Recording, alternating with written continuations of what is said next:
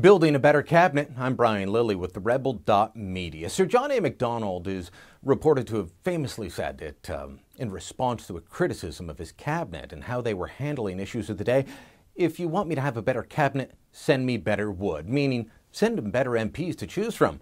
Today, if he were to quip that, it would be, if you want a better cabinet, send me better wood, just make sure that it's regionally and linguistically and ethnically and gender balanced.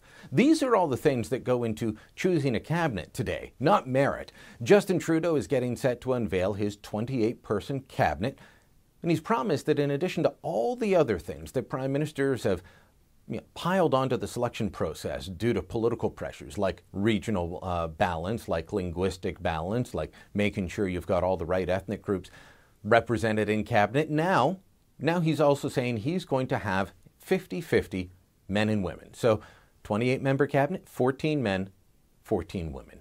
It's an awful idea, and not because I oppose having more women in cabinet. And let's face it, historically there have been fewer women. I don't think we've ever had a majority female cabinet at the federal level. So we are talking about putting more women in cabinet.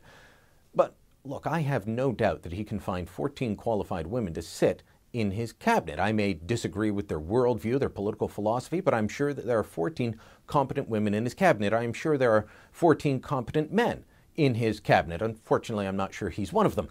But here's the thing. Why not 15 women in the cabinet?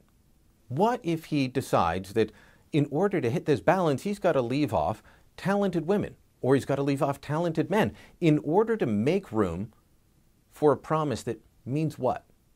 It's aspirational. Yay. Is it going to lead to better governance for Canada?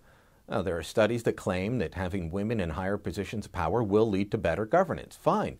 But again, what if there were 15 or 16 or 17 or 18 women that deserve to be in cabinet and he's leaving them out? Leaving out those extra 2, 3, or 4 women in order to make way for a less qualified man. Does that make any sense? We shouldn't be basing any of this on quota. It should be based on merit. We live in a meritocracy, or at least we should. That's how it's supposed to work. The best person gets the job. Saying to women, we're going to make sure that you have half the cabinet spots, whether you deserve it or not, isn't saying, hey women, we're treating you as equals. It's tapping them on the head and saying, hey sister, we can give you a hand up. Again, I'm sure there are enough qualified women to fill the 14 spaces he set aside for them in his cabinet. It's just too bad we'll never find out if there are 15, 16, 17, or 18 qualified women, because Justin Trudeau has his quota and he's going to stick to it.